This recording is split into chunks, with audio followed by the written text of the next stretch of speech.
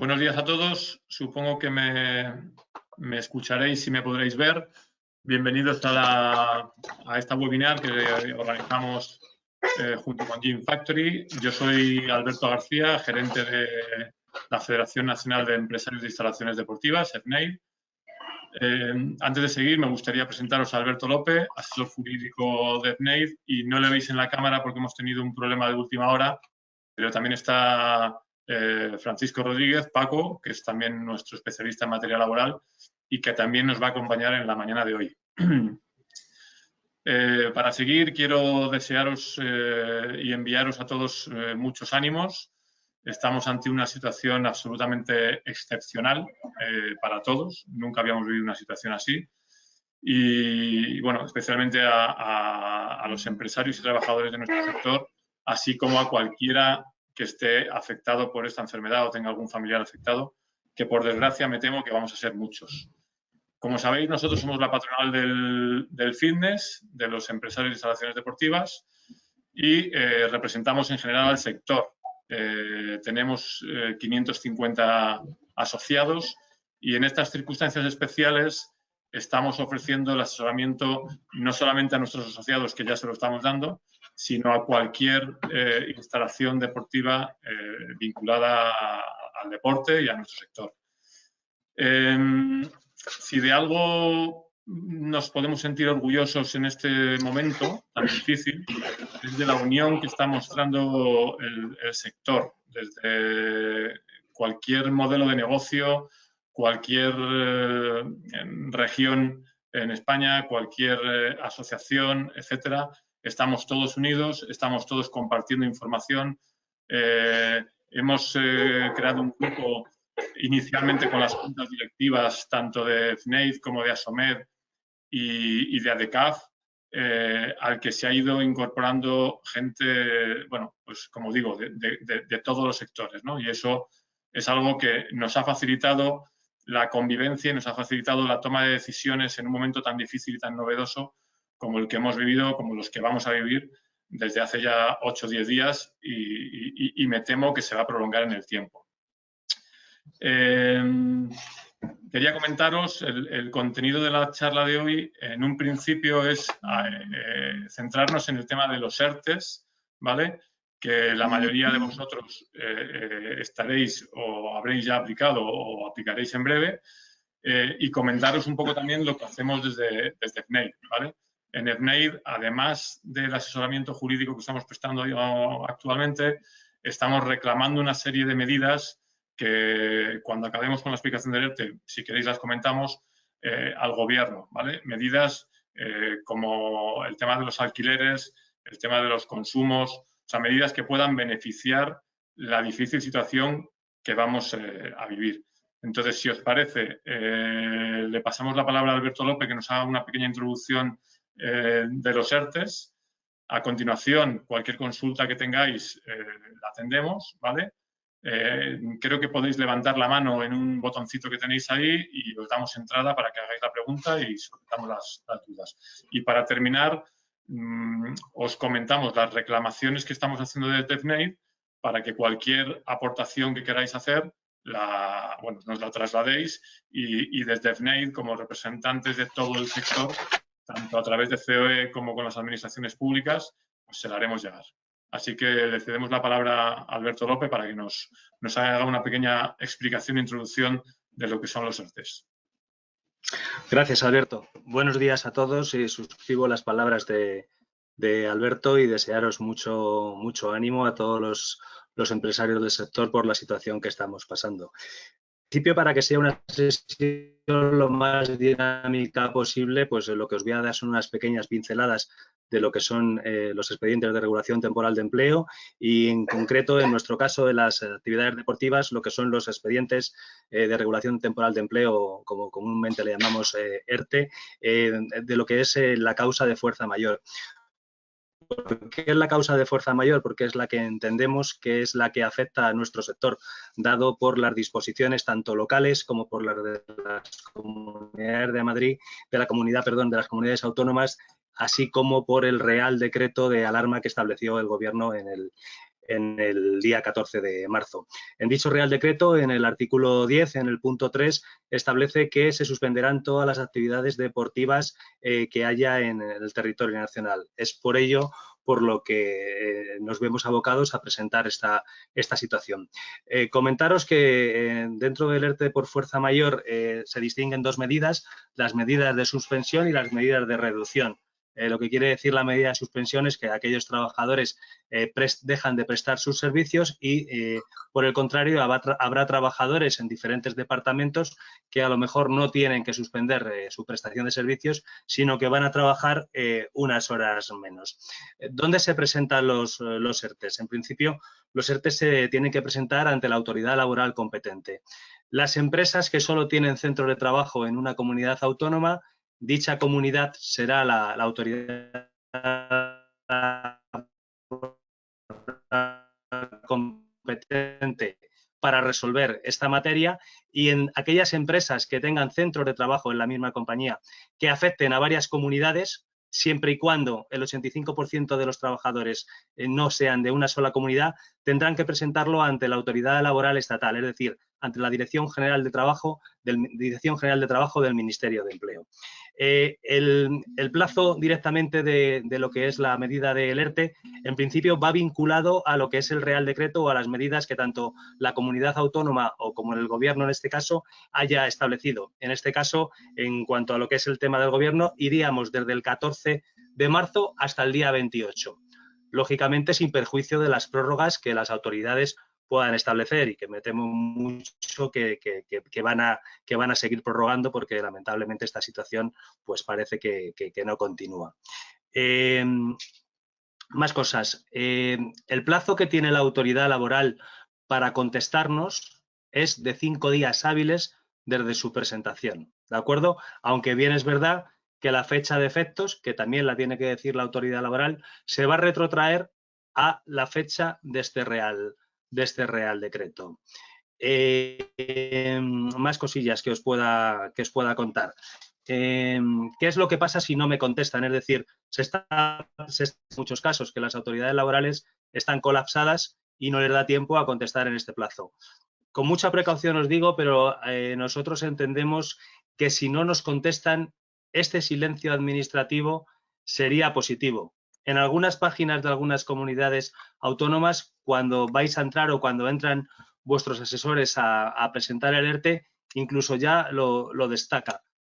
Insisto, lo hacemos con todas las cautelas, pero entendemos que, salvo mejor opinión, que si no nos contestan a lo que es la petición del ERTE, ese silencio administrativo sería positivo. Querría decir que estamos autorizados para poder aplicar el ERTE, ¿de acuerdo? Básicamente, esto es un poco a grandes rasgos lo que significa este ERTE. Ya sabéis también que aquellas empresas pueden optar por tomar medidas individuales, como puede ser el trabajo a distancia, la adaptación y la reducción de los horarios de los trabajadores.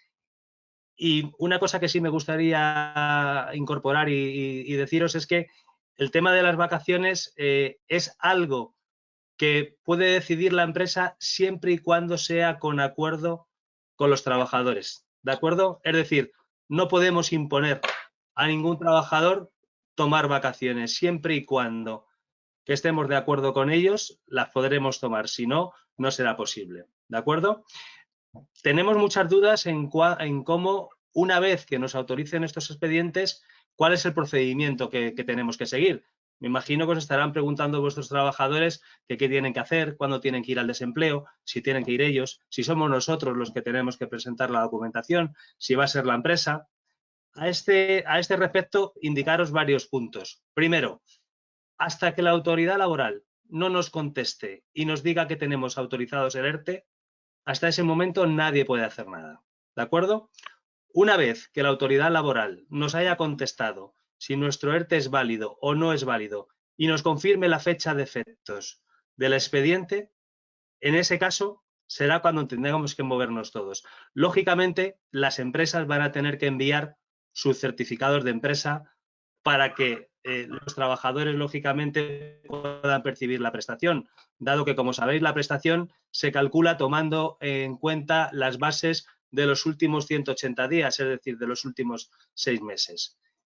Otra pregunta que nos hacen mucho desde las empresas es, nos están preguntando los trabajadores que qué tenemos que hacer. Es decir, ¿tienen que ir ellos al desempleo a solicitarlo o no tienen que ir ellos? Esto está cambiando día a día. Si alguien entra en la página del SEPE en estos momentos, verá que lo que nos dicen es que los trabajadores soliciten la cita vía Internet, pero que por favor no acudan el día de la cita a la oficina de desempleo, ya que ésta se encuentra cerrada al público. Entonces, lo que dicen es que dejen una serie de información y que el Servicio de Público Estatal se va a poner en contacto con ellos para pedirle la documentación. Hay documentación que las empresas no podemos enviar. Todas las empresas no tenemos los números de cuentas de los trabajadores e incluso, además, habrá algunos trabajadores que puedan optar, si ellos quieren, a no solicitar el desempleo. Es una situación extraña porque, como ya sabéis también, el Gobierno lo que ha decretado en la medida del Real Decreto de mejoras económicas es que los trabajadores no van a gastar, digamos, su bolsa de empleo. Es decir, que el tiempo que estén cobrando el desempleo no se lo van a restar del tiempo que tengan generado. Por otra parte, me parece importante deciros que en cuanto a las cotizaciones sociales, que también hemos tenido muchas preguntas, todas aquellas empresas que tuvieran en plantilla menos de 50 trabajadores estarán exoneradas del pago de las cuotas de seguridad social de la empresa. Mientras que aquellas empresas que tienen mayor número de 50 trabajadores estarán exoneradas, pero en un 75%. Ojo, y esto que voy a decir ahora es muy, muy importante. Al final del Real Decreto viene esta situación, que es una medida extraordinaria, se va a dar siempre y cuando, después de 6 meses de nuestra reactivación de la actividad, de la reanudación de la actividad, mantengamos el mantenimiento del empleo. Quiere decirse que la seguridad social, y os aviso un poco, aviso para navegantes, luego tiene 4 años para poder vigilar y saber si hemos hecho las cosas bien. Con lo cual nos podemos encontrar que si hemos optado por exonerarnos esas cuotas y resulta que los 6 meses siguientes no hemos tenido ese mantenimiento de empleo, nos podemos encontrar con que luego la seguridad social nos diga que tenemos que devolver esas cuotas e incluso nos puedan recargar el 20% sobre las mismas. Con lo cual, ojo al solicitar esta medida, que por cierto no es una medida automática, sino que tiene que ser la empresa la que tiene que solicitarlo a la autoridad, en este caso a la Seguridad Social, porque en el caso de que no cumpláis ese mantenimiento de empleo, esa medida luego directamente os va a ser pedida. ¿De acuerdo? Alberto, perdona un segundo. Dime. Un segundo, Alberto. Hay una pregunta que me imagino que será al respecto de Plácido Sánchez. Si os parece, le escuchamos.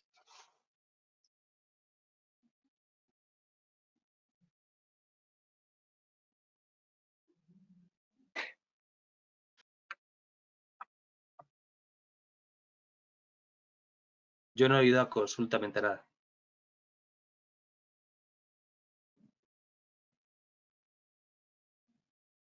Pues sigue, Alberto, porque no sabemos si se ha arrepentido. Ahora entrará, me imagino.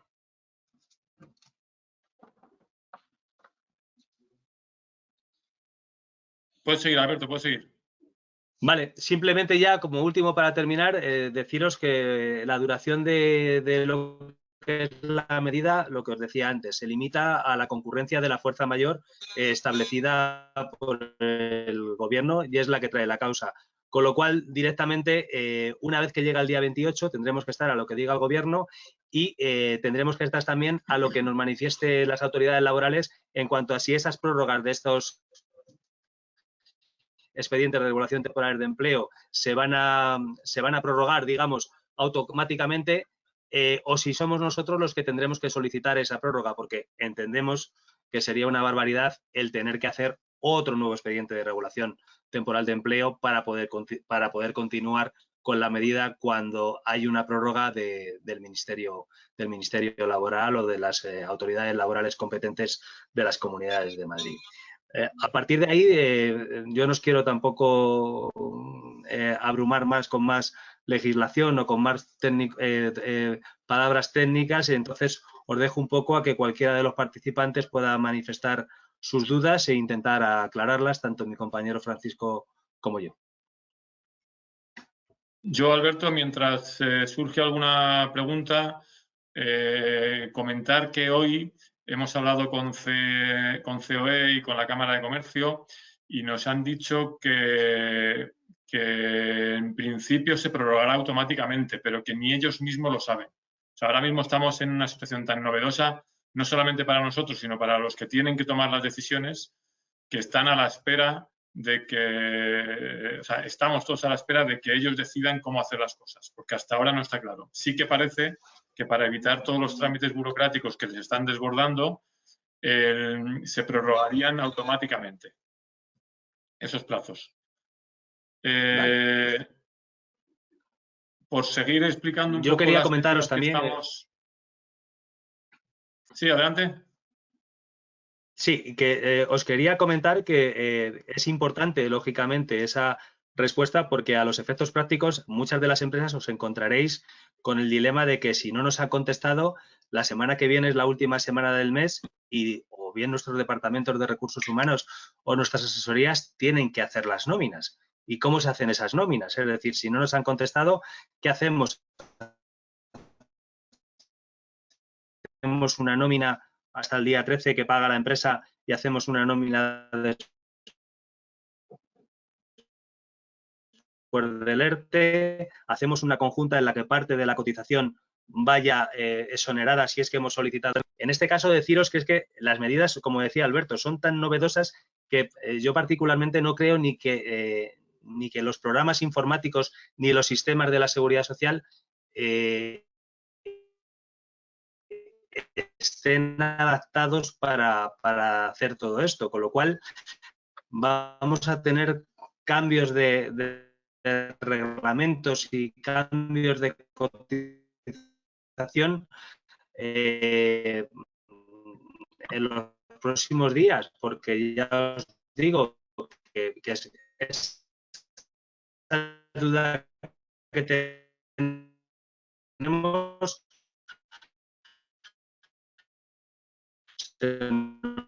van a Yo te pierdo, Alberto. No sé si todo el mundo le pasa igual. Sí, yo también. Alberto, no se te oye en este momento. Debe ser una mala conexión. Pero vamos, que tienen que seguir así. Un momento, Alberto. Tenemos una pregunta de Iñaki. Hola, buenos días y gracias por la iniciativa. La pregunta es, cuando hablabais de la extinción de puestos de trabajo, ¿nos referimos a la amortización de un puesto de trabajo o a un despido procedente? Me explico. O sea, si hubiese un despido procedente, ¿también tendríamos penalización con la Seguridad Social? Hasta ahí la pregunta. El meu gat està congelat i té forma d'un gat i jo me quedé que no sé otra. El meu gat està... Hay alguien que tiene el micrófono abierto, yo creo, que estoy viendo unos críos. Ignacio, en relación a tu pregunta, comentarte que entendemos a lo mejor opinión que cuando sea un despido objetivo, que no sea declarado improcedente, o cuando sea un despido disciplinario que tenga en su base la procedencia y no la improcedencia, se seguiría manteniendo el nivel de empleo. Pero es algo que no te puedo asegurar ahora mismo porque no lo han dejado claro. Como ya sabéis, en lo que son el tema de las bonificaciones, muchas veces tenemos estos problemas también, que para aplicarnos determinadas bonificaciones nos piden un mantenimiento de empleo y al final lo que nos dicen es cuando despidáis una persona o cuando finalice alguien, contratar a una persona en su puesto. Pero hoy a día no te lo podría contestar con seguridad porque entiendo que todo ese desglose nos lo tienen que comunicar en algún documento específico. Yo en este sentido... De todas maneras, muchas gracias. Insisto que la medida es después de que se reanude la actividad en los 6 meses siguientes. A este respecto, ¿me escucháis? Sí. A este respecto, buenos días a todos. Soy Paco. Un placer y un honor estar con todos vosotros. y a ver si podemos aclarar y ayudaros. Para eso es esta iniciativa. Gracias también a la invitación que nos ha cursado para estar en esta sesión. En este sentido, al respecto, llamar la atención sobre un hecho que creo que puede ser importante. Cuidado con los contratos temporales que finalizan por cumplimiento de su objeto, de su término, y que luego los trabajadores no reclaman, entendiendo que la extinción que se produce es por fraude de ley. En este sentido, habíamos hecho una extinción conforme a ley. Si luego por el juzgado se entiende que este despido, que esta extinción no constituye, no se ajusta a derecho y constituye despido improcedente, los pueden penalizar. Lo que dice la disposición sexta del Real Decreto que se dictó el día 18, es decir, exactamente ayer, si no me equivoco, es que hay que tener una salvaguarda de mantenimiento de empleo durante los 6 meses siguientes a la reanudación de la actividad. Veremos cuál es el criterio y cómo se define el mantenimiento de empleo para entender si son no puede usted despedir o es mantenga usted la misma plantilla. Supongo que nos lo dirán más adelante, pero importante, si pedimos exenciones, cuidado con este tema porque va a ser vigilado por parte de la inspección y fundamentalmente mucho cuidado en general o en particular, mejor dicho, con aquellos trabajadores afectados en nuestros ERTES que luego procedamos a la extinción de su contrato de trabajo. La recomendación es que reviséis esa decisión, la valoréis convenientemente con vuestros asesores y luego decidáis libremente la opción que os parezca más importante.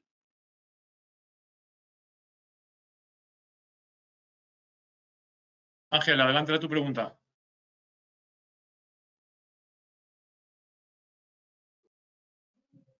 ¿Nos oyes, Buenos Ángel? días, ¿me escucháis? Sí. Vale. Mira, yo tengo dos dudas. Primero,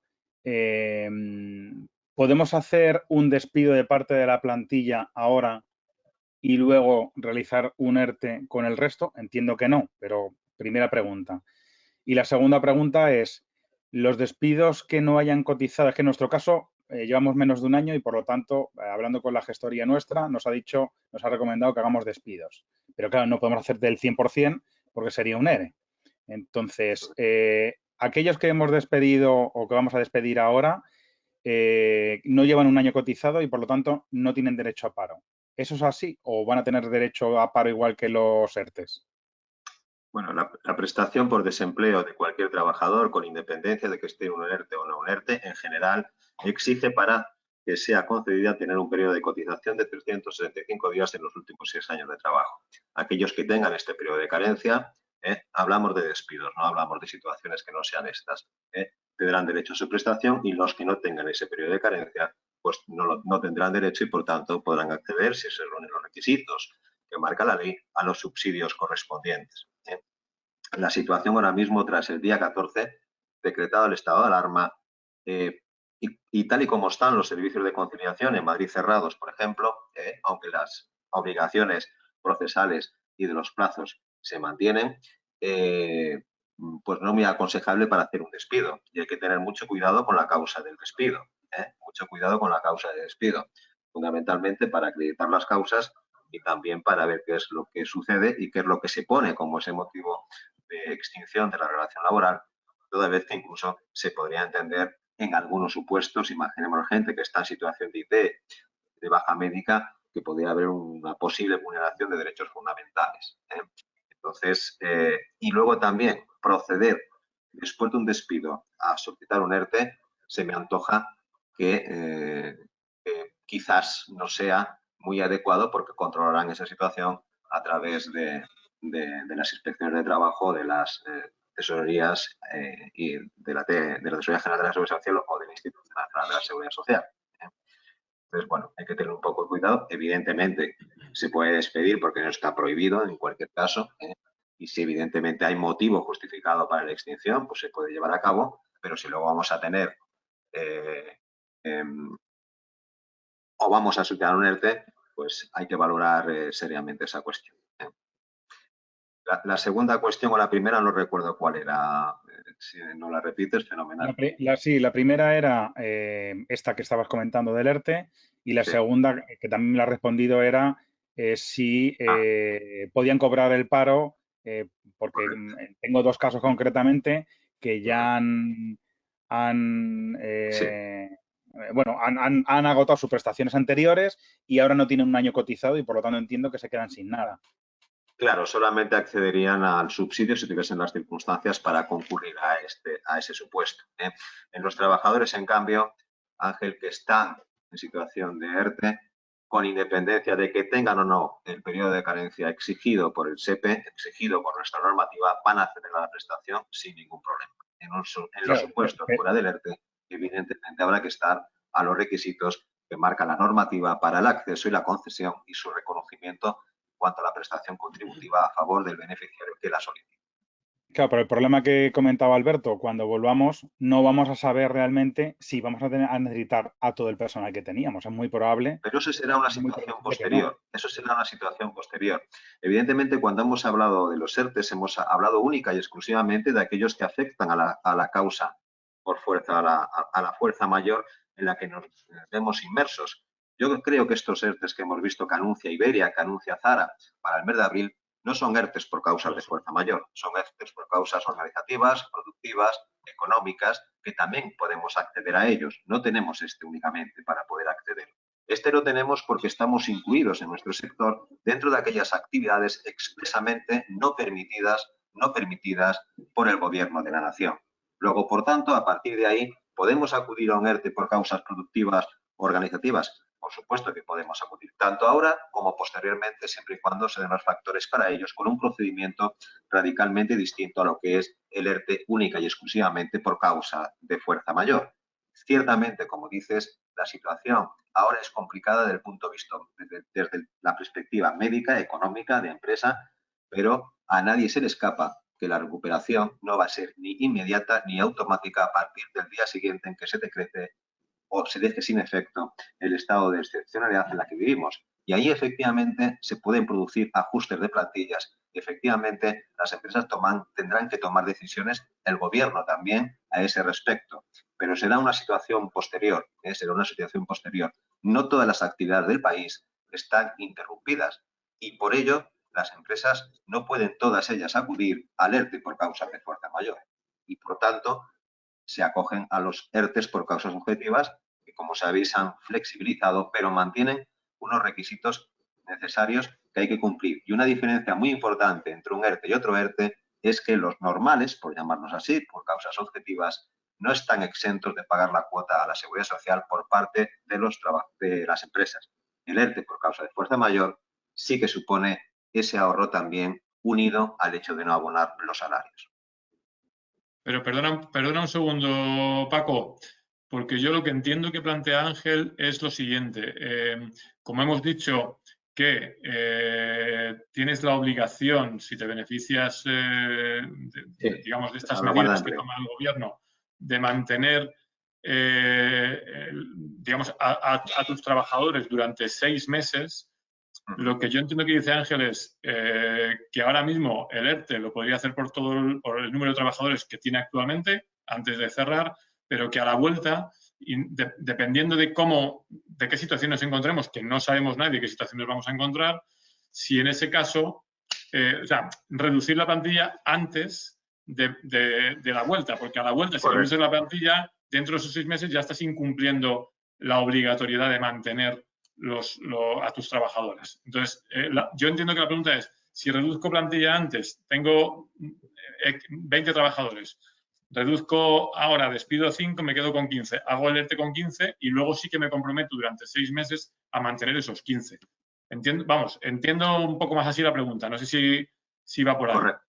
Correcto, bien, sí, podría ser una solución. Es cierto, repito, que hacer ahora despidos en esta situación, en fin, tiene su complejidad, pero podría ser una de esas circunstancias. De todas maneras, daros cuenta que en los siguientes 6 meses a que se reanude la actividad, vamos a ver cuál es el criterio. Si el mantenimiento del empleo se entiende como se extingue uno, contrato a otro y mantengo el mismo número de la plantilla, o mantengo a los afectados en el ERTE, porque habrá personas de nuestra plantilla que no estén afectados por el ERTE. No necesariamente tenemos que hacer un ERTE por causa de fuerza mayor, suspensivo o reductivo. Si es reductivo, afecta a parte de la plantilla que sigue prestando servicios, y si es suspensivo a toda o no a parte de ella. Quiere decir que personal de mantenimiento, centros, directores de centros, gerentes, en algunas empresas se mantiene su prestación de servicios, se mantiene su prestación de servicios. Pero imaginaros simplemente una cuestión, es decir, si en los 6 meses siguientes a que empiezo nuevamente a poner en marcha mi actividad, un trabajador me pide la baja voluntaria.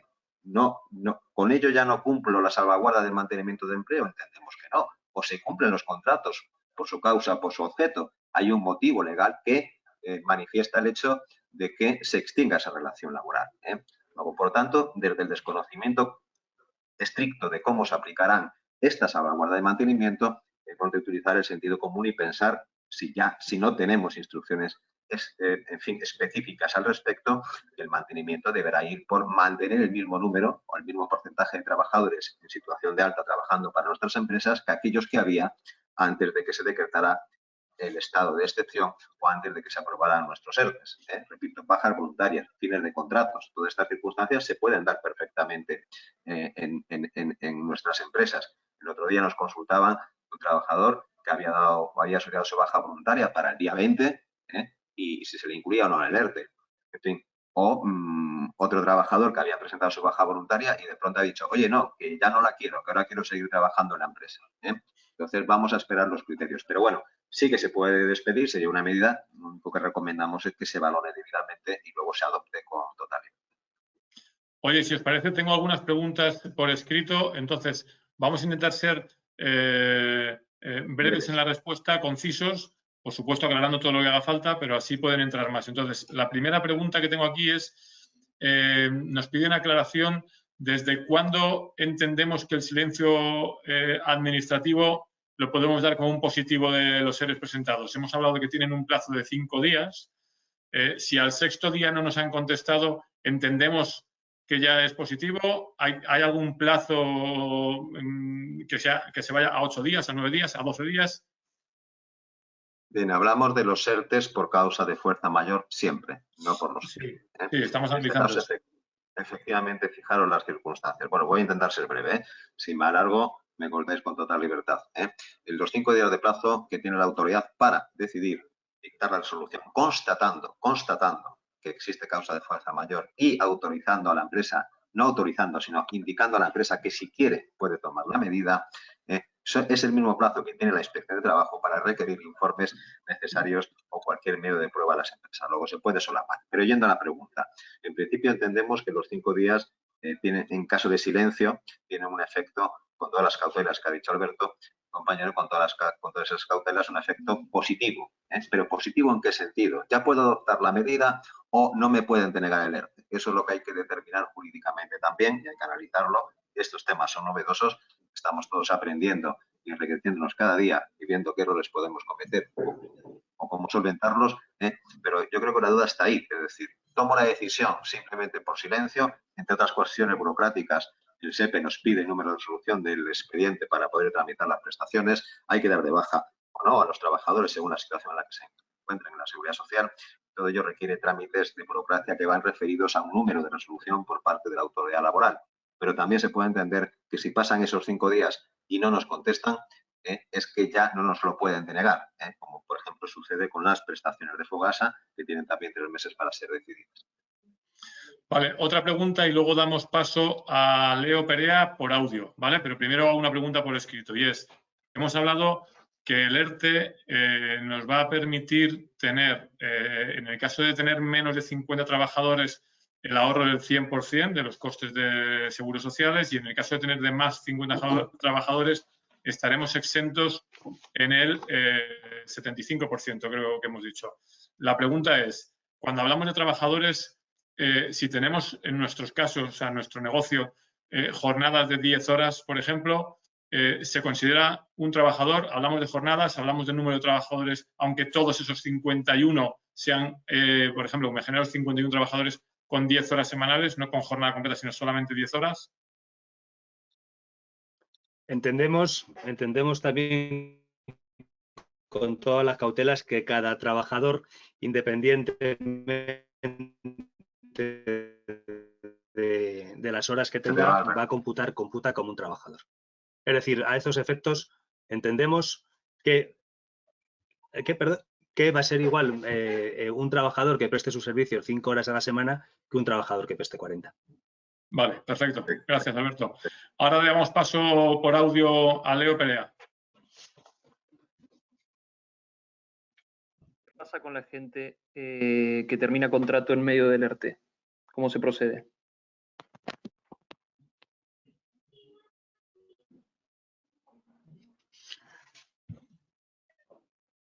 Paco.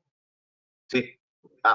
Bien. Yo entiendo que si en mitad del ERTE... Independientemente, ahora mismo lo que estamos pidiendo es la autorización, entre los cuales, lógicamente, se encuentran aquellos que... ¿Perdón? Espera un segundo, Alberto. Alberto, espera un segundo, que está contestando Paco. ¿Has escuchado la pregunta, Paco? Lo he escuchado perfectamente. Aquellos trabajadores que han sido incluidos en el ERTE, para poder aplicar la medida los tenemos que incluir. Hay muchas preguntas con la situación IT, qué sucede con ellos, no sé si tenéis dudas al respecto, los que están de baja antes del ERTE, qué pasa con ellos.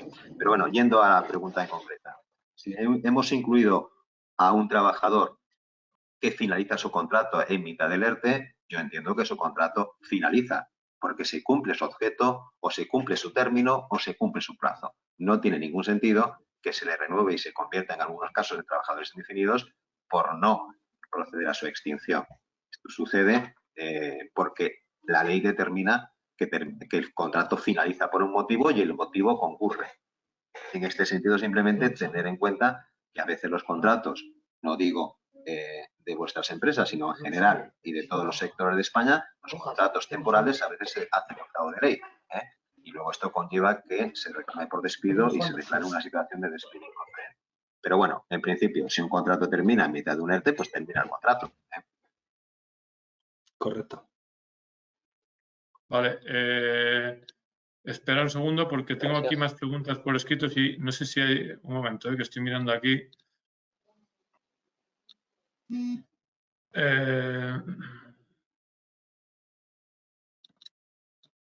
Estoy viendo preguntas que han llegado por escrito, algunas ya las hemos contestado.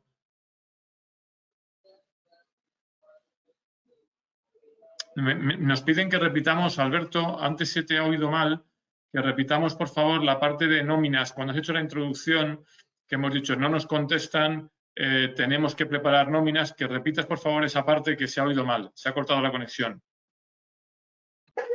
Sí, lo que comentaba es que el problema que vamos a tener todas las empresas y los departamentos de recursos humanos y las asesorías cuando llegue la semana que viene, que no sabemos qué es lo que tenemos que hacer con los trabajadores. Si no nos han contestado, nos han contestado. Si nos han contestado y estamos incluidos en el ERTE, pues lógicamente toda la gente que está incluida en el ERTE, si es de suspensión, tendrán una nómina por parte de la empresa hasta el último día que han trabajado. Y una nómina, digamos, que afectará a lo que es el ERTE, que irá a cero por nuestra parte, que irá con nuestra cotización. En los casos de la reducción, igual, esos tendrán nómina en todo caso hasta el día 13, en este caso, por la totalidad de la nómina, y en el caso del día 14 hasta el final de mes, pues se irán con la reducción que hayamos pedido en el expediente. Y si no nos han contestado, ¿qué será el problema? Pues la verdad es que todavía no sabemos lo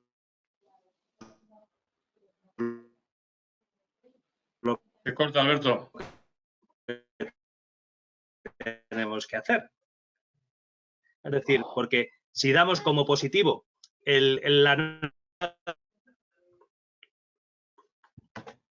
No se entiende, Alberto. No sé si se ha quedado... Te oímos muy mal, Alberto. Se corta mucho.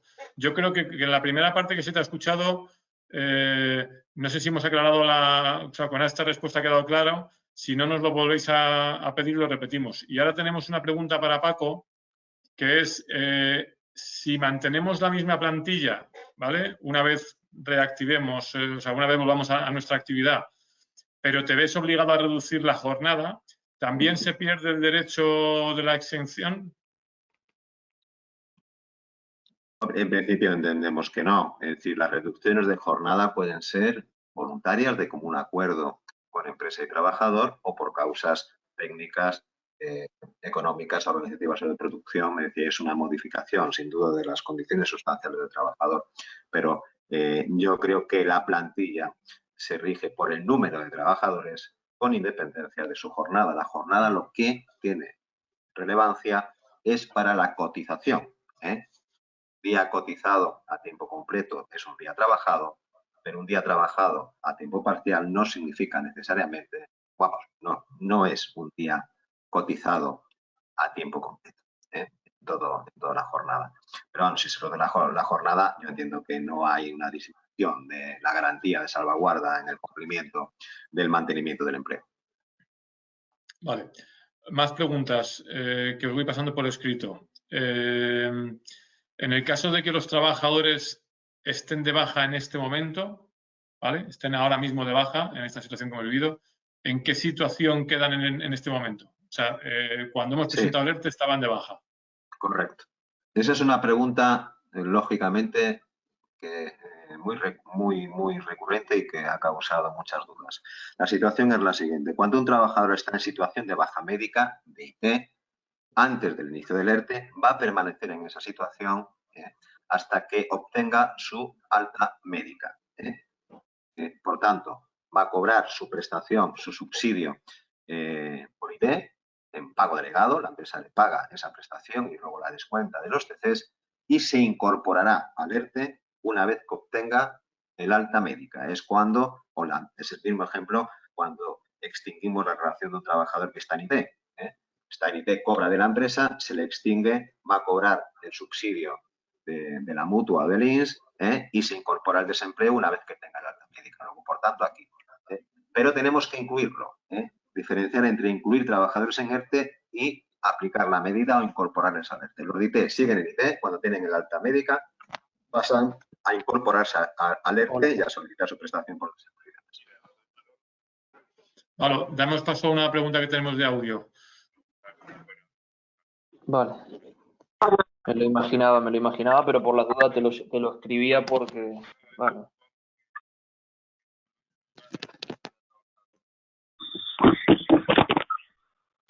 Sí. Sí, te escuchamos.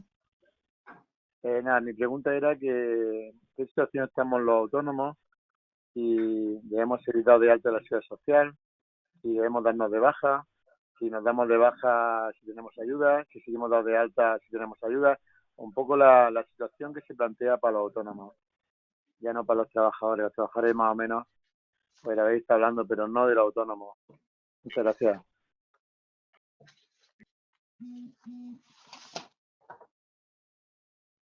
Bueno, como sabéis, los autónomos en las medidas aprobadas también el día de ayer o anteayer, ya no sé en qué día vivimos, pueden pedir el cese de actividad cuando cesen su actividad. Autónomos no societarios, autónomos que tienen su empresa como personas físicas, que tienen o no trabajadores. Lo único que se les va a exigir que estén al corriente de sus obligaciones societarias, sus obligaciones con la seguridad social, y que tengan una disminución de ingresos del 75% en la media comparativa de los 6 meses anteriores. Las mutuas... Yo no... Las mutuas... Sí. Decía que las mutuas ya han emitido ¿Quieres ayer... que te sea sincero? ¿Quieres que te sea sincero o que te engañes? Yo te soy sincero. Si yo te llamo a ti es porque no me siento seguro con esta chica, José. Te soy 100% sincero. Si fuese Ana, no pasa... No, José, estamos ante una situación en la que no podemos tener... Bueno, tenemos otra pregunta de Juan Ramírez. Y luego tenemos alguna por escrito. Juan, ¿nos oyes?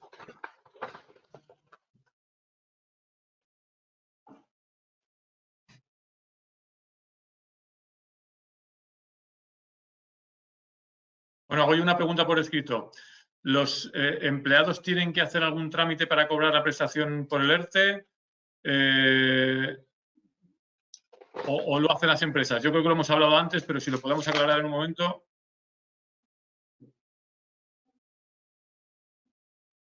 Sí, lo que contábamos antes es que lo que son los certificados de las empresas los mandarán las empresas como hacemos normalmente, pero son los trabajadores a día de hoy, según las instrucciones que nos ha dado el Servicio Público de Empleo, los que tienen que pedir cita, pero no deben de acudir a la cita porque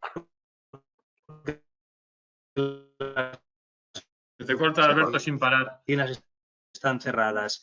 Cuando pides la cita, esta mañana yo lo he comprobado personalmente por hacer la prueba, lo que te hacen en mail y directamente luego se ponen en contacto contigo. Es decir, las oficinas del SEPE están cerradas. Todas las comunicaciones con SEPE tienen que ser a través de, en fin, métodos telemáticos o comunicaciones online o petición de cita. Parece ser, porque esto no está claro y tienen que dictar instrucciones, que los trabajadores tienen que hacer pocas actividades en su oficina de empleo y que a raíz de los ERTES, al no consumir paro y al no necesitar periodo de carencia, pues con las comunicaciones empresariales se les va a conceder a todos la prestación y se les va a pagar. Ello no quiere decir ahora mismo, a fecha de hoy, que los trabajadores, en nuestra opinión, no deban de hacer nada. Deben de pedir esa cita previa porque, entre otras cosas, le van a pedir sus datos. O les van a llamar o le van a pedir sus datos. Daros cuenta simplemente de un detalle. ¿Cómo les va a pagar el SEPE la prestación si no tiene la cuenta corriente de los trabajadores? Tendrán que dársela a la entidad gestora de la prestación para que le proceda al abono de la misma cuando sea reconocida por parte de esta entidad. Es recomendable, si entran los trabajadores en la página del SEPE de su comunidad autónoma, aunque es estatal y es igual para todos, pero bueno, la que está habilitada actualmente, verán cómo en el apartado de cita previa figuran estas instrucciones de estar en contacto a través de correo electrónico o incluso de llamadas telefónicas, nos dijeron ayer, para recabar esos datos de los trabajadores. Luego la tramitación de la prestación entiendo que va a ser sencillísima, y no van a tener que hacer nada más que facilitar esos datos. Luego ya directamente con la comunicación de las empresas, pues procederán a darle la prestación, que como sabéis es el 70% en los primeros 180 días, sobre la base reguladora que se calcula sumando la base de cotización de los últimos 6 meses. Gracias, Paco. De momento creo que... A ver, espera, me mandan aquí alguna más. Me preguntan que si en el caso de que el autónomo no se dé de baja, pero no tenga ingresos, ¿tiene derecho a percibir alguna prestación? Cuando no se dé de baja, ¿si tiene derecho a cobrar alguna prestación? Pues sí. Hombre, Si no tiene ingresos.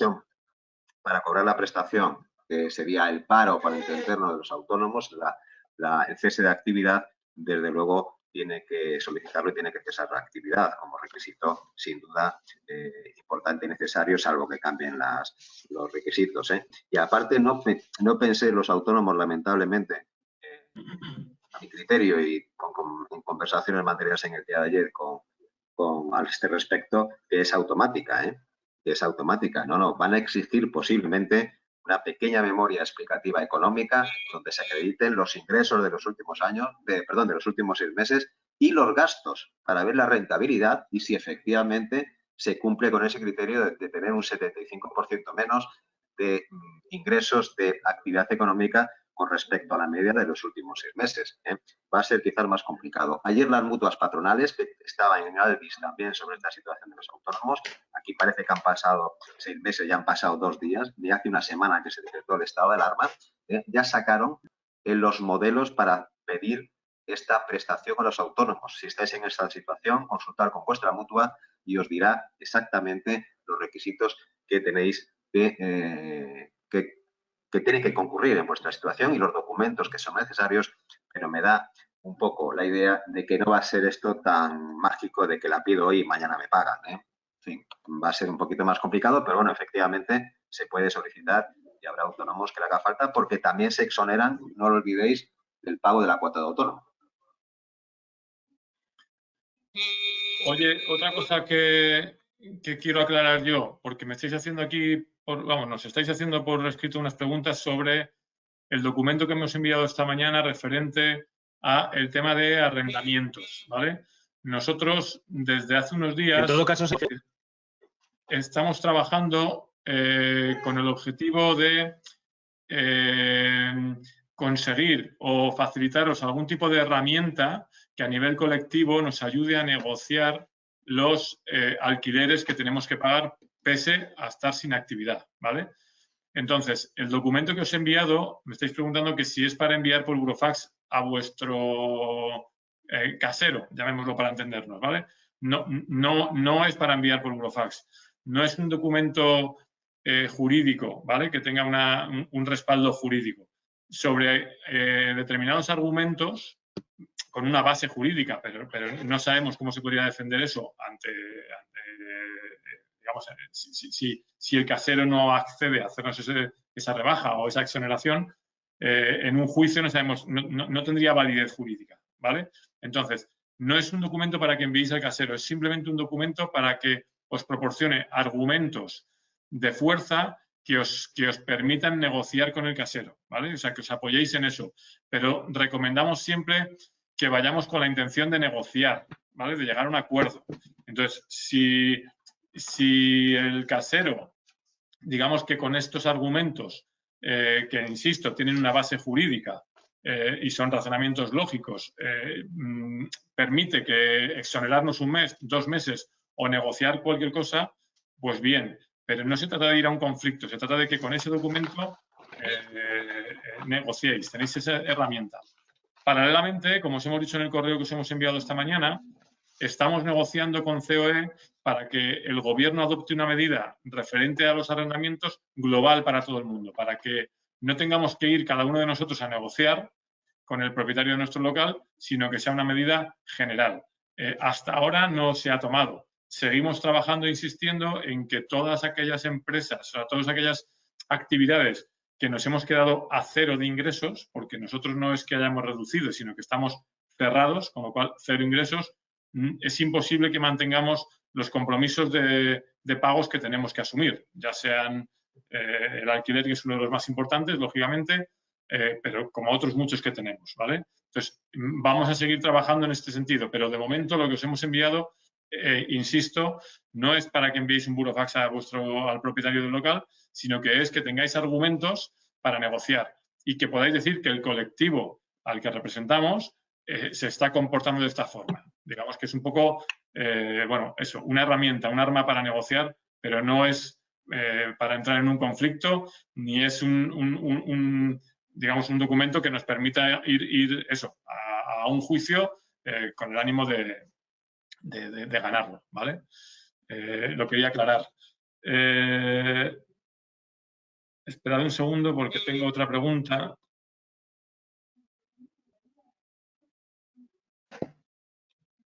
No sé si tenemos a alguien. Sí, pero Mari Carmen tiene una pregunta de audio.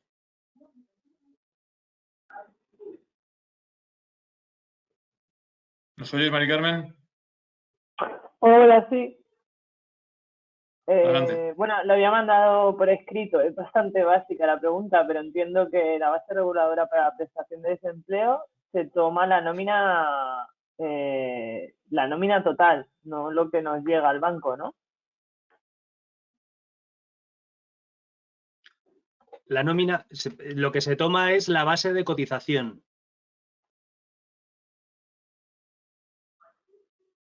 ¿Y a qué te refieres? No lo entiendo, o sea, no entiendo cuál es la diferencia entre la base de cotización. Es muy sencillo, Mari Carmen. Es que no se te oye, Alberto. Es muy sencillo. Cuando confeccionamos el certificado de empresa... La base de cotización, lo que te llega al banco es el neto, ¿vale? Lo que se va a tomar es la base de cotización de tu nómina. Paco, o sea, contesta tú, Paco, por favor, porque es que a Alberto no se le entiende nada. No sé. Es muy sencillo. Para calcular la prestación por desempleo de un trabajador y cuando confeccionamos nuestro certificado de empresa, sumamos los últimos 6 meses, 180 días, de la base de cotización a la Seguridad Social. Aquello por lo que cotizamos, es decir, nuestro salario más la prorrata de pagas extras. Entonces, no es lo que te llega al banco porque es eso el neto, no es tampoco el bruto si no hay prorrata de pagas extras prorrateadas, sino que es, fíjate en tu nómina, Mari Carmen, y verás donde pone base de cotización a la Seguridad Social, base tal, fundamentalmente al final de la nómina, y ahí vendrá una cantidad que verás que no es exactamente igual que la líquida, que el trabajo podrá coincidir o no con el total de vengados según las pagas las tengas o no todos los meses abonadas en tu nómina, y eso es lo que se calcula, no la última nómina, los últimos 6 meses, los últimos 180 días de prestación de servicios para tu empresa. La base de cotización no tiene retención, luego, por tanto, es mayor que el neto, lógicamente, y a veces, como las pagas extras se pagan cada 6 meses y no están prorrateadas, también en la mayoría de los trabajadores esa base es superior a lo que figura como el bruto de su nómina, puesto que su bruto de la nómina de los trabajadores, que no las tengan prorrateadas, son 14 nóminas, no 12. En este caso es la base de cotización a la Seguridad Social, por lo que la empresa cotiza por ti a la Seguridad Social. Estupendo, muchísimas gracias. A ti, Mari Carmen.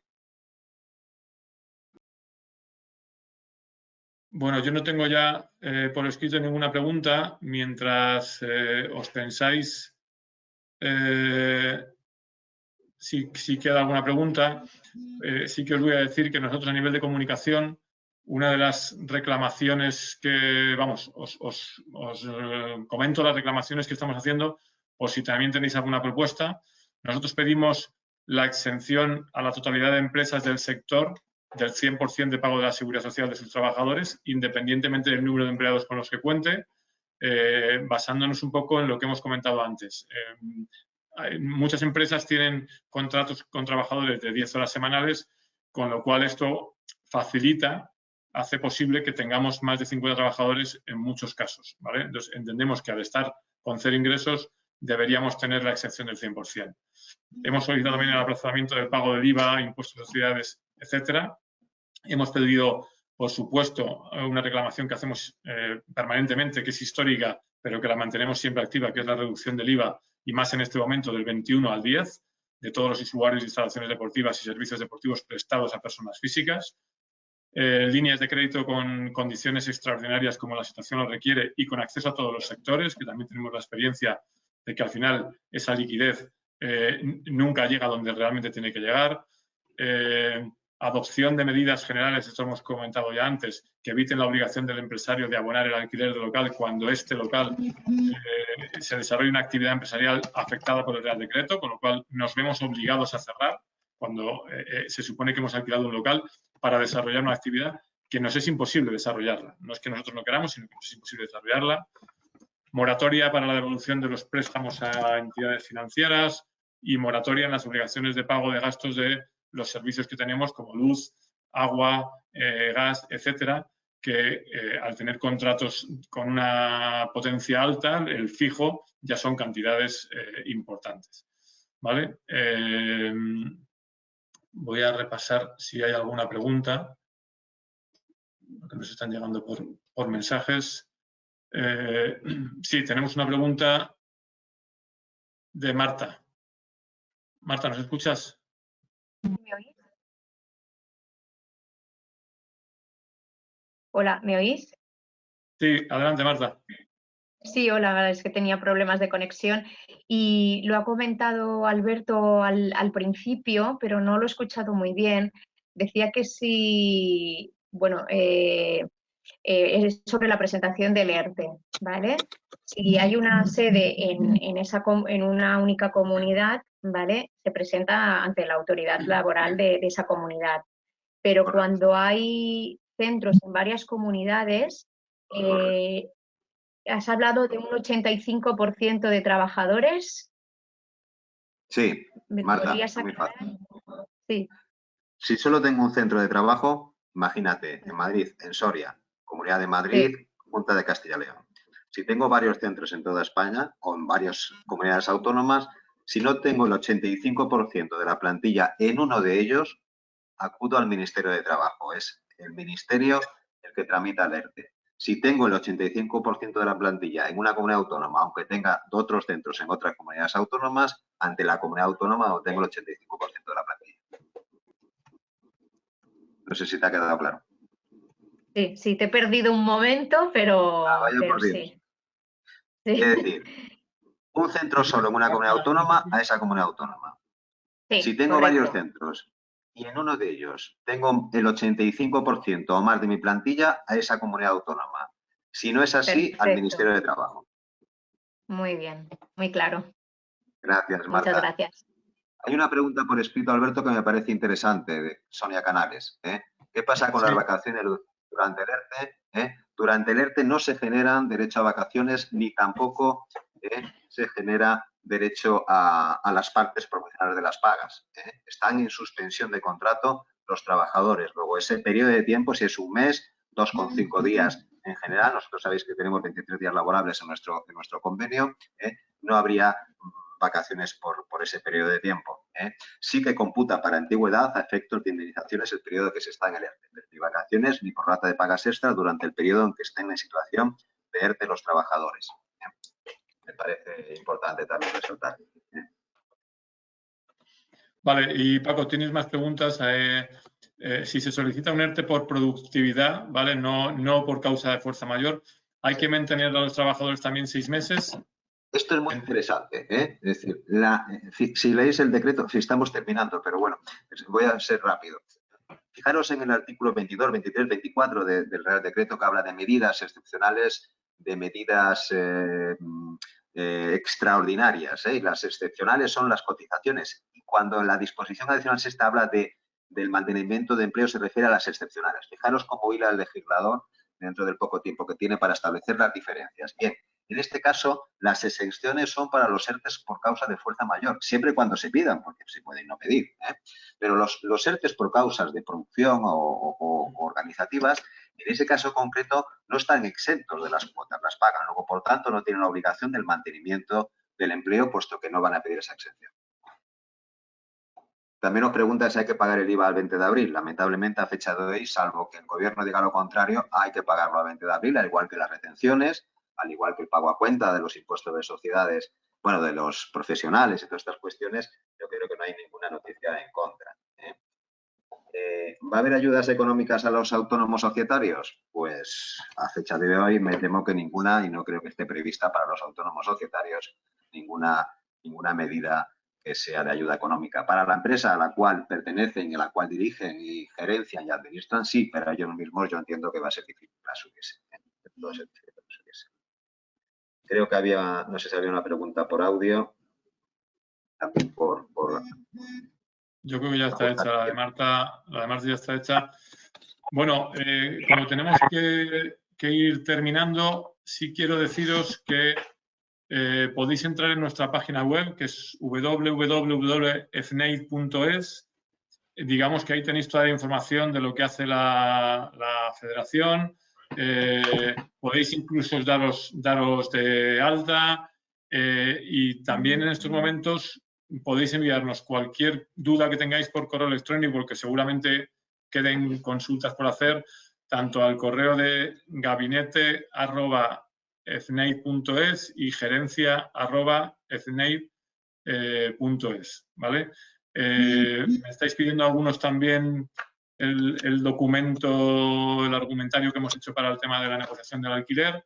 Entonces, mandadnos esos correos o bien, si os asociáis en FNAID, directamente vais a recibir toda la documentación que estamos enviando, todo el asesoramiento, etcétera. Lógicamente, lo estamos enviando todo a la base de datos de nuestros asociados, que dado el momento en el que nos encontramos, la ampliamos tanto como queráis, pero sí que tenéis que entrar y facilitarnos vuestros datos.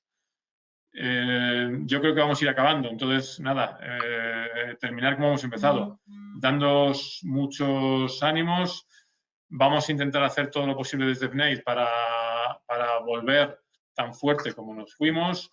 Estamos pensando en hacer una campaña de promoción del ejercicio físico en la que participaremos todos para que realmente fomentemos la actividad física y el ejercicio y volvamos con fuerza, porque tenemos como sector una peculiaridad, y es que si esto se alarga, que se va a alargar seguro a los 15 días que estaban previstos, calculamos que como mínimo nos iremos a 10-12 semanas, tendremos el verano muy cerca o estaremos prácticamente ya en el verano. Entonces, va a ser necesario que hagamos todos los esfuerzos a nivel de comunicación, y para eso FNAID, junto con todos los asociados y todos los que os queréis sumar, haremos una campaña muy potente con el ánimo de, bueno, pues de posicionarnos lo antes posible y de volver a la actividad lo antes posible, tal y como lo dejamos. Así que nada, muchísimas gracias a Gym Factory, muchísimas gracias a 5Stars por la colaboración, por permitirnos, bueno, abrirnos, que nos escuchéis todos, y lo dicho, a través de la página web de FNAID o a través de los correos electrónicos, estamos a vuestra entera disposición. Muchas gracias y mucho ánimo. Muchas gracias, FENEID, por compartir con los centros las medidas de regulación derivadas de este estado que estamos sufriendo de alarma, que afectan tanto a nuestro sector. Reitero el agradecimiento a FEBESTARS y a Rafael Romero por este apoyo tecnológico que nos ha brindado y seguimos en contacto. Ánimo a todos y juntos podremos con esto. Muchas gracias.